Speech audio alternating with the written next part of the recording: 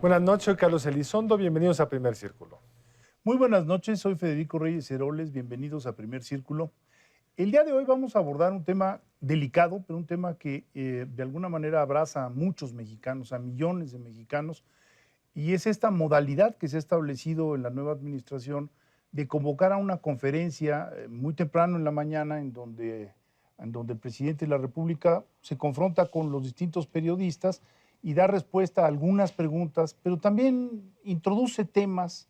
A veces lo acompañan miembros de su gabinete, a veces están miembros de la administración, y esto pareciera, en una primera instancia, como un ejercicio muy democrático en el cual el presidente está allí para responder las preguntas, sobre todo cuando, por desgracia, no había habido este ejercicio sistemático, como en otros países, de que los presidentes se enfrenten a la prensa cada X meses y den respuesta a las inquietudes de los medios.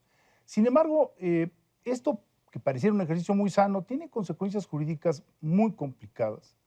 Y Roberto Gil Suart, seguramente usted lo ubica, ex senador de la República, uno de los líderes panistas que estuvo dando la batalla en muchos frentes, ha publicado un artículo diría yo, muy sugerente sobre las distintas consecuencias jurídicas que tiene la mañanera. De tal manera que hemos invitado a Roberto para platicar con él de este ejercicio. Roberto, muy buenas noches, bienvenido. Buenas noches, Federico. Gracias, Carlos. De nueva cuenta. ¿Cómo estás? Con ustedes. Muy bien, muchas gracias. Pues tú partes de eso, ¿no? De que pareciera un ejercicio muy democrático, pero tiene consecuencias jurídicas muy importantes. Por supuesto, creo que no hay duda que un gobierno no tiene el derecho, sino la obligación de informar y de proveer a la sociedad la mayor información sobre lo que está haciendo, sobre sus objetivos de política pública. Tiene incluso el deber de argumentar sobre sus posiciones. Diría incluso la facultad de debatir con sus adversarios, con los partidos de oposición, sobre los temas que le preocupan, sobre su agenda política, sobre una pieza legislativa en el Congreso. Es algo habitual en una democracia. En una democracia el gobierno es un actor que habla y es un actor que también discute. El problema es cuando el gobierno utiliza esas plataformas de poder, la función de comunicación social, no solamente para informar, sino que ventila cierta información sensible, datos personales, por ejemplo, estructuras corporativas, transferencias financieras entre particulares, y cuando sobre todo genera un daño en los derechos de una persona, que pueden ser derechos a la reputación, al honor, a la imagen propia, o bien derechos de carácter económico, el patrimonio reputacional de una empresa, o por ejemplo revela un secreto industrial, claro. O de alguna manera interviene o incide a través de algo que difundió en una conferencia de prensa en la competencia económica, ¿no? Le da una ventaja a un actor económico frente a otro. Ahí ya no estamos en una lógica de información, sino estamos frente a la posibilidad de que una autoridad provoque un daño y que ese daño deba ser reparado o pueda ser reparado. Cuando vemos al presidente de la República en esas mañaneras, en realidad estamos viendo a tres personas. Claro. Una es la persona física llamada Andrés Manuel López Obrador, es una persona que tiene ciertos derechos, ciertas obligaciones, a una persona que además es servidor público y a una persona que es un servidor público especial, es el titular de un poder público, el titular del Poder Ejecutivo Federal, que se apersona ahí en esa conferencia de prensa, en esas mañaneras, no en su calidad de persona física, no solamente en su calidad de servidor público, sino como titular del Poder Ejecutivo. ¿Y qué pasa cuando esa mañanera en Palacio Nacional, enlazado a medios públicos, con información sensible que solamente puede tener el presidente de la República? Hemos visto ya varias veces al jefe de la Unidad de Inteligencia Financiera revelando información de investigaciones que, por cierto, ni siquiera se han encauzado formalmente a través de los procedimientos. Los vemos difundiendo información que generan una implicación en los mercados, en las empresas o en una persona en particular. Claro. Ahí ya no estamos en una función de comunicación, sino estamos en una función que, utilizando recursos del Estado, afecta el patrimonio y los derechos de personas en concreto. Esto no lo habíamos visto, entre otras razones porque no habíamos visto a un presidente con la sistematicidad de estar todos los días en las mañaneras, ni tampoco habíamos visto un presidente acusando a personas en concreto desde su posición asimétrica de poder. Es la autoridad frente a los ciudadanos. El presidente ha dicho, estoy en ejercicio de mi derecho de réplica. Eso no es cierto. El derecho de réplica es una relación horizontal o simétrica entre una persona que formula una expresión y una persona que es afectada por esa expresión, pero que tiene el derecho de responder y que se le trate en la igual consideración y circunstancia que tuvo el emisor del mensaje. Esa es otra cosa. Aquí estamos frente a una posición de poder, la del presidente de la República, sobre particulares que nunca van a tener ni la misma información ni la misma exposición. Claro. Por más que la persona aludida haga una conferencia de prensa, no estará en Palacio Nacional, no tendrá enlazados medios públicos, no tiene, digamos, la influencia informativa que tiene el presidente de México. Y tenemos una disposición en nuestra Constitución que viene de 2002, que se llama la responsabilidad patrimonial del Estado. Antes de esa reforma, el servidor público era tratado como eso. Yo provoco un daño, yo lo pago. Pero después de una discusión y siguiendo la evolución del mundo administrativo, se dijo, oye, no, cuando un servidor público actúa en nombre y en representación del Estado y le causa un daño a una persona, no solamente es responsable el servidor público, sino el Estado. Y eso se llama responsabilidad patrimonial del Estado, insisto, y procede cuando hay una actividad administrativa irregular, no necesariamente ilegal, irregular, dice la Constitución, que produce un daño. Un ejemplo de eso para bajarlo. Voy a poner un ejemplo muy concreto. Vamos a suponer el típico. Vamos a suponer que hay un hoyo en el periférico y no hay señalizaciones, nadie te avisó y tú vas en tu coche y pasas por ese hoyo y se te rompen las 4 llantas.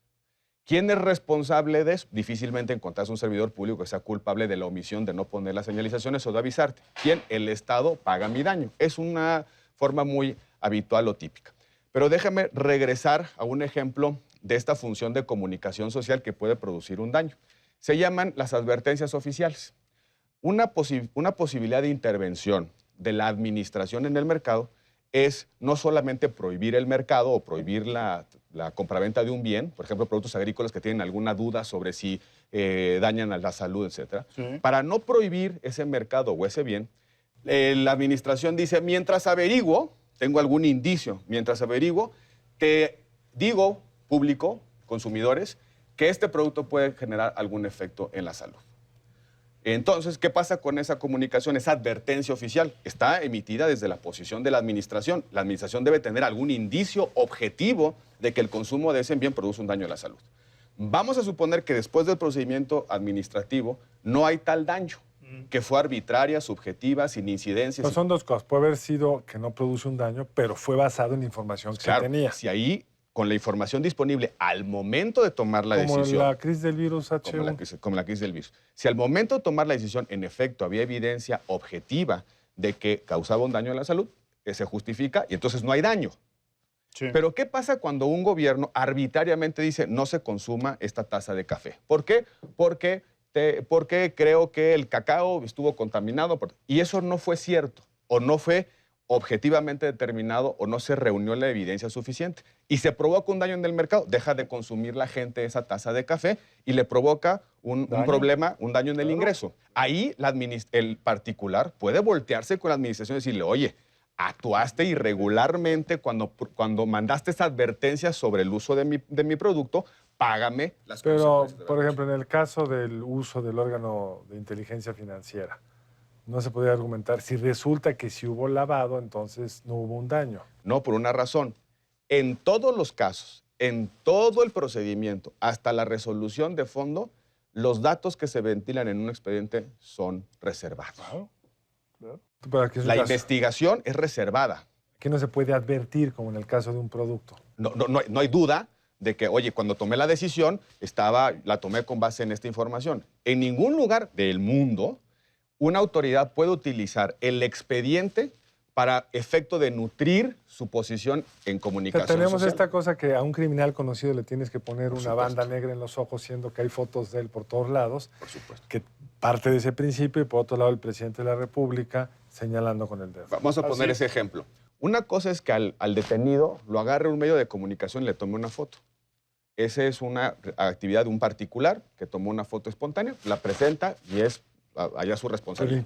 incluso tienen ellos que ponerlo. Lo tiene, incluso, más bien por códigos de conducta internas. Es distinto que la autoridad te presente al presunto inculpado con nombre, apellido y demás, y con su imagen. ¿Por qué? Porque ahí violas la presunción de inocencia. Pero creo que en el caso de lo que hemos visto de la información de la Unidad de Inteligencia Financiera, ni siquiera se han presentado las denuncias. No es un proceso penal en marcha. Ni siquiera es una sentencia emitida por un órgano que ya sancionamos a esta persona. Encontré esto. Ahí el presidente, después de escuchar la versión de la Unidad de Inteligencia Financiera, le instruye presentar las denuncias. ¿Pero qué pasó? A las personas mencionadas ya les provocaste un daño reputacional. Mientras averiguamos, esa persona ya fue dañada en su reputación, en su honor, en su imagen y también en sus relaciones e intercambios de carácter económico comerciales. Vamos a pensar una empresa que tiene un proveedor, que el proveedor, viendo esa sospecha de presuntos ilícitos, pues decir, yo no quiero tener ninguna relación contra eso, es un daño. Para eso existe la responsabilidad patrimonial del Estado. No significa que el particular dañado demande al servidor público por lo que dijo en la mañanera y que proceda a la réplica o un pago por daño moral. Es decir, te pago la indemnización por lo que te causé. Estamos hablando de otra cosa. El presidente, cuando actúa en la mañanera, está actuando como órgano del Estado, no como servidor público ni como persona en particular. Eso tiene esa y por eso tiene ese efecto. Porque la posición o la relación entre el afectado y el presidente no es simétrica. Es simétrico. Es una posición que implica un grado de influencia tal que el daño que se comete a esta persona está dado esencialmente por la actuación de la administración. Voy a poner un ejemplo, digamos, que ha provocado varias sentencias en el Tribunal Constitucional alemán. Para disuadir el pandillerismo, las autoridades administrativas han empezado a señalar las bandas, bandas y personas, o líderes, un poco para disuadir a través de advertencias públicas. Oye, ¿qué pasa si yo, sin deberla ni temerla, aparezco ahí y me corren de la escuela o me quitan mi trabajo? Yo ni soy parte de la banda criminal, ni estoy vinculado a ningún tipo de actividad pandilleril o de violencia fuera de los estadios, pero me señalaron. Ese particular tiene derecho a reaccionar frente a la administración y la administración tiene la obligación de reparar el daño. ¿Por qué razón? En un Estado de derecho, toda autoridad es responsable por sus actos. Toda autoridad, por principio. Los políticos son responsables frente a los electores cada elección. La administración es responsable frente a los ciudadanos por los daños o perjuicios cometidos por su actuación, irregular o ilegal. Todas las autoridades en un Estado democrático de derecho tienen una responsabilidad por la forma en la que ejercen el poder. No hay autoridades irresponsables en un Estado de derecho. A reserva, a diferencia de los estados autoritarios, por aquel viejo principio de la monarquía absoluta, el monarca nunca viola la ley, siempre actúa correctamente. Él es la ley. La evolución del Estado absoluto autoritario al Estado moderno de derecho es el sometimiento a la responsabilidad posterior por los actos de la autoridad. Creo que en este caso el pato tiene picos, tiene plumas, tiene alas, hace cuac cuac, es función administrativa, posición de poder con recursos públicos que provoca daño. La figura funciona así, actividad administrativa irregular que comete daño es igual a la responsabilidad de esa persona en concreto. Ahora, no es el primer presidente en el mundo que vemos que hace esto. El presidente Trump mandaba unos tweets horrendos criticando a una empresa automotriz y hasta donde sé, pero lo tendremos que discutir en el segmento siguiente, la empresa nunca demandó al presidente. ¿Por qué no lo hacen? No se puede en Estados Unidos, causa miedo. Un momento más de regreso aquí en Primer Círculo con Roberto Gil.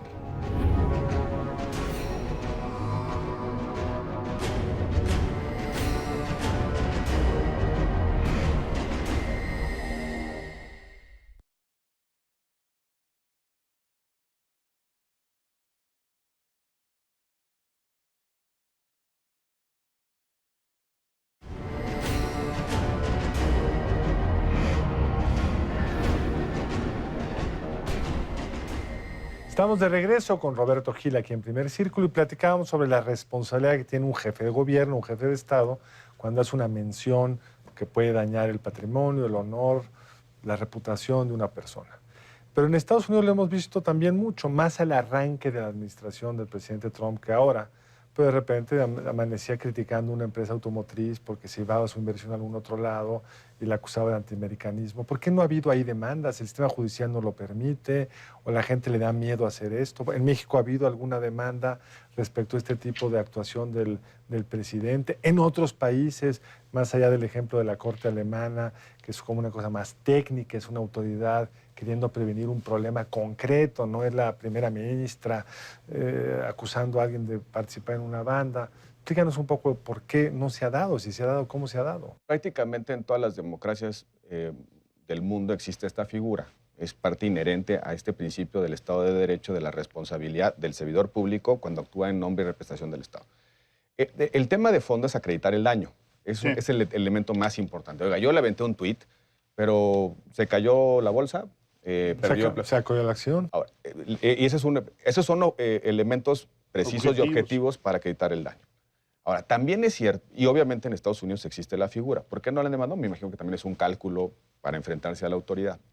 Yo creo que, y no necesariamente cuando se da la afirmación se tiene que generar la respuesta por parte del particular. Esto puede ser después, ¿eh? Se puede ¿Cuánto prescribe esto? No, de entrada hay prescribes que ya no puedes actuar porque legalmente ya se venció, digamos. Hay reglas de prescripción, las reglas estándares, digamos, pero aquí el problema es si se prolongó o no se prolongó el daño. ¿Cuándo cesó el daño? Porque cuando cesa el daño empieza a computar ese plazo de prescripción. Entonces, yo creo que puede ser una estrategia o algún tipo de cálculo por parte de algunas empresas, pero la figura existe y pueden ir a los tribunales a debatir si el presidente de la República, especie de Estados Unidos, a través de su tuit, se excedió y provocó un daño a una empresa. Ahora, en el caso mexicano, yo creo que las mañaneras también tienen una intención política, y es la intención política de provocar cierto, diría yo, temor a la autoridad.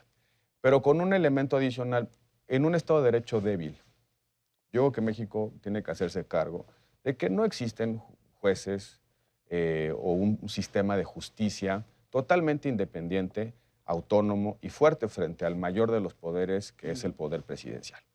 Y eso también explica por qué, de todos los múltiples aludidos en las mañaneras, ¿por qué no ha habido una persona que, conociendo este mecanismo, se haya apersonado a reclamar sus derechos?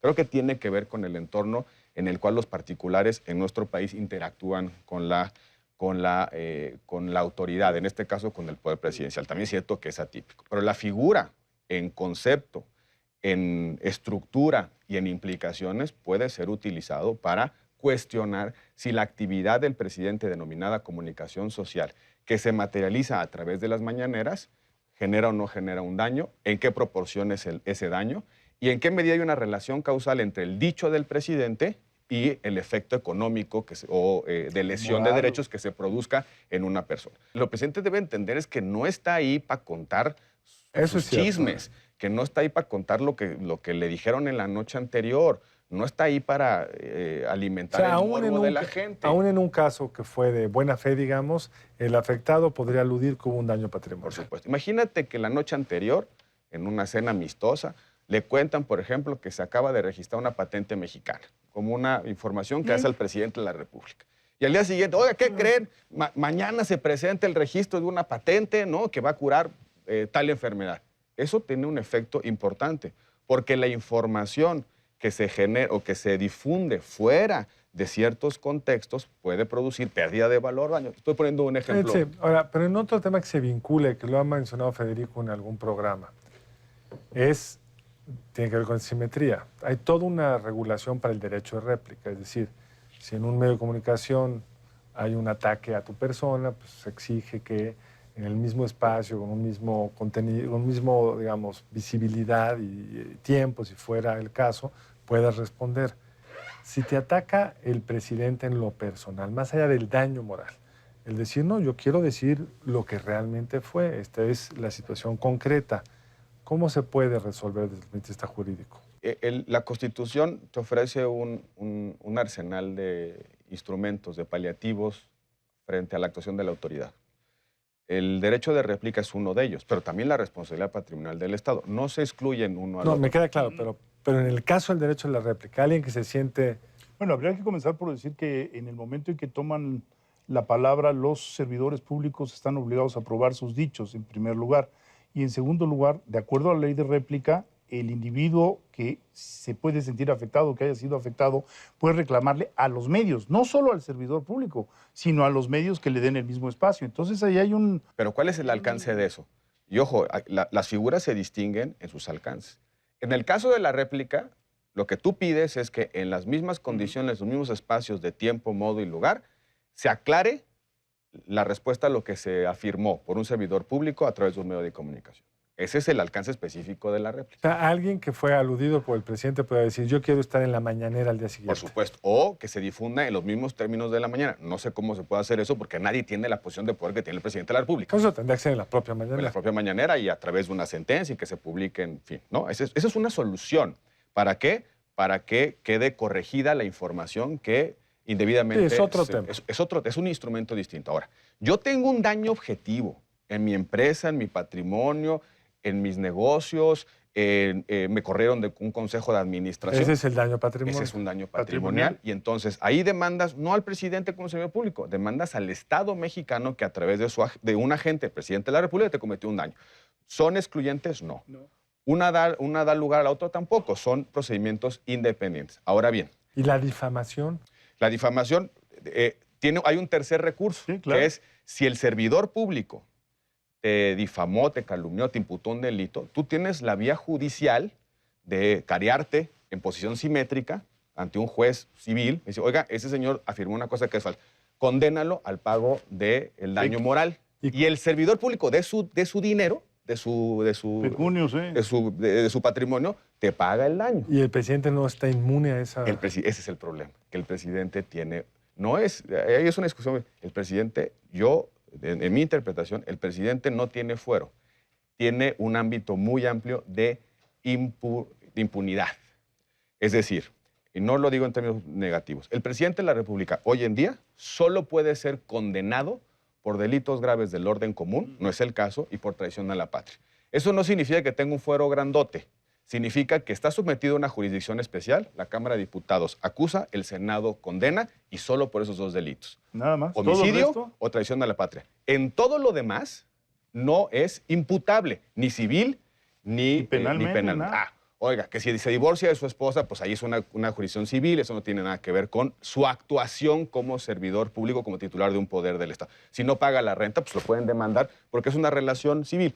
Para decirlo pronto, el derecho genera unas ficciones, ¿no? Es la misma persona, pero nada más que tiene distintas cachuchas. Si yo no pago mi renta, mi arrendador me puede reclamar la renta ante un juzgado. Ahí no tiene nada que ver el fuero del presidente. Es en la actuación como presidente. En la actuación como presidente solo puede ser llamado a cuentas por una jurisdicción especial, un procedimiento especial, por estos dos delitos. No por nada más. Por eso no podría ser condenado, desde mi perspectiva, a un daño moral contra una persona porque actuó en funciones administrativas. Entonces, pero sí podría ser la responsabilidad patrimonial. Y nos falta un cuarto elemento, perdón, Felipe. No. Un cuarto elemento, la responsabilidad internacional.